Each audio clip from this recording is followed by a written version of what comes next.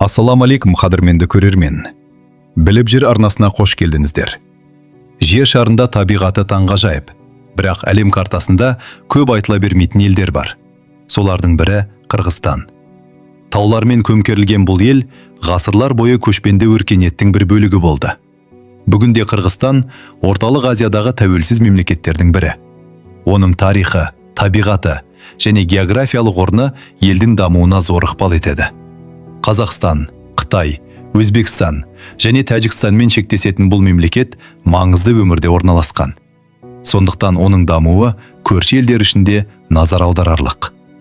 Бірақ Қырғызстанды өзгелерден ерекшелендіретін не? Таулы жер халықтың тұрмысына қалай әсер етті? Оның экономикасы қандай мүмкіндіктерге сүйенеді? Бүгін осы сұрақтарға бірге жауап іздейміз. Қырғызстанға бір рет қарасаңыз, бір нәрсе бірден көзге түседі. Бұл елдің нағыз қожайыны таулар. Ел аумағының шамамен 90% теңіз деңгейінен 1500 метрден жоғары орналасқан. Сондықтан Қырғызстан әлемдегі ең таулы мемлекеттердің бірі саналады. Осы қатал табиғат ғасырлар бойы халықтың өмір салтын қалыптастырды. Мал шаруашылығы негізгі кәсіпке айналды, ал жайлаулар көшпелі мәдениеттің ажырамас бөлігі болды. Бірақ таулар тек қорған болған жоқ. Олар жол салуды, ірі қалаларды дамыту мен өндірісті кеңейтуді де қиындатты. Табиғат бұл елге әрі артықшылық, әрі үлкен сынақ сыйлады. Дегенмен, дәл осы таулар Қырғызстанның ең үлкен байлығының бірін береді – тұщы су. Мұздықтардан бастау алатын өзендер гидроэнергетиканы дамытуға мүмкіндік жасап отыр. Бірақ Қырғызстанның тарихын тек таулармен түсіндіру мүмкін емес. Бұл жер арқылы бір кездері бүкіл құрлықты байланыстырған ұлы жол өткен еді.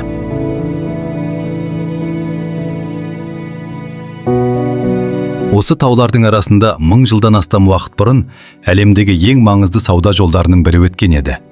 Бұл Ұлы Жібек жолы. Ол Қытайды Орта Азия, Таяу Шығыс және Еуропамен байланыстырды. Осы жол арқылы тек тауар ғана емес, білім, мәдениет және жаңа технологияларда тарады. Қырғыз жері осы өркениеттер тоғысқан кеңістіктің бір бөлігі болды. Саудагерлер, саяхатшылар мен ғалымдар тау асуларын кесіп өтіп, шығыс пен батысты жалғады. Көшпенді өмір салты бұл өңірдің мәдениетін қалыптастырды. Табиғатпен үндес өмір сүру, еркіндікке ұмтылу және қонақжайлық бүгінге дейін сақталған құндылықтардың бірі. 20 ғасырда Қырғызстан Кеңес одағының құрамында болды. Ал 1991 жылы тәуелсіздігін жариялап, өз даму жолын таңдады. Бірақ бүгінгі Қырғызстанның болашағын оның тарихы ғана емес, табиғи байлығы мен экономикасы да айқындайды.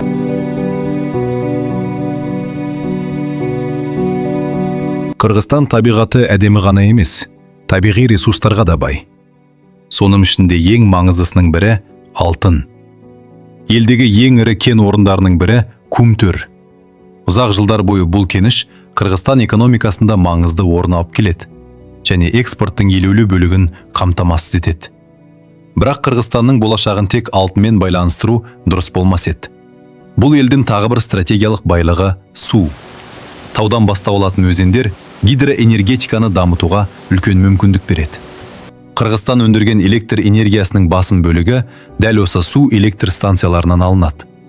Сонымен қатар, табиғаты мен таулары Қырғызстанды туризм үшінде тартымды бағыттардың біріне айналдырып келеді. Бірақ Қырғызстанның маңызын тек экономикамен түсіндіру мүмкін емес.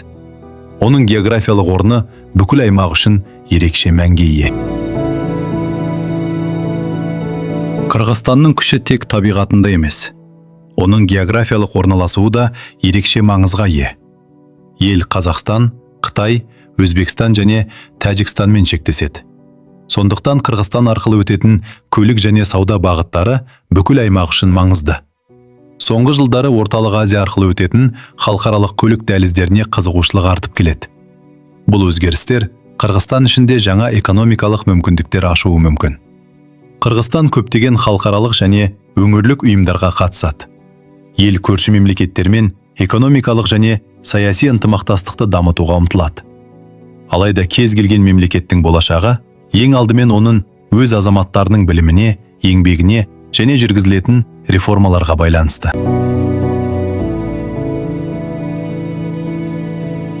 Әр мемлекеттің болашағы оның табиғи байлығымен ғана емес, адам капиталымен де өлшенеді.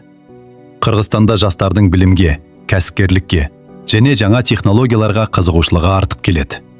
Бұл үрдіс ел экономикасын әртараптандыруға ықпал етуі мүмкін. Инфрақұрылымды дамыту, көлік дәліздерін жақсарту және халықаралық сауданы кеңейту алдағы жылдардағы маңызды бағыттардың бірі болуы ықтимал. Табиғатының әсемдігі Қырғызстанға туризмді дамытуға да мүмкіндік береді. Егер бұл әлеует тиімді пайдаланылса, туризм экономикаға қосымша серпін бере алады. Бірақ кез келген мүмкіндікті жүзеге асыру үшін тұрақты даму, тиімді басқару және халықаралық ынтымақтастық маңызды рөл атқарады.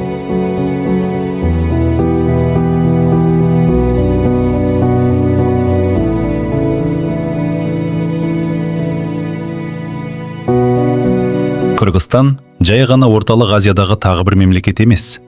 Бұл табиғаты қатал, тарихы терең және болашағы өз таңдауына байланысты ел. Кез келген мемлекеттің ең үлкен байлығы алтында емес, мұнайда емес. Ең үлкен байлық білімді, еңбекқор және жауапкершілігі жоғары адамдар. Орталық Азия елдерінің бәрін ортақ тарих, ортақ табиғат және ортақ сын қатерлер байланыстырады. Сондықтан өңірдегі тұрақтылық пен ынтымақтастықтың маңызы зор. Қырғызстанның болашағы қандай болатынын бүгін ешкім нақты айта алмайды. Бірақ бір нәрсе анық. География мүмкіндік береді, тарих тәжірибе береді. Ал елдің болашағын оның халқы қалыптастырады. Егер осындай терең талдауға негізделген деректі фильмдер ұнаса, Біліп жүр арнасына жазылып, бейнеге лайк басып, пікіріңізді қалдырыңыз. Келесі видеода тағы бір маңызды тақырыпты бірге талдаймыз. Алла аманат.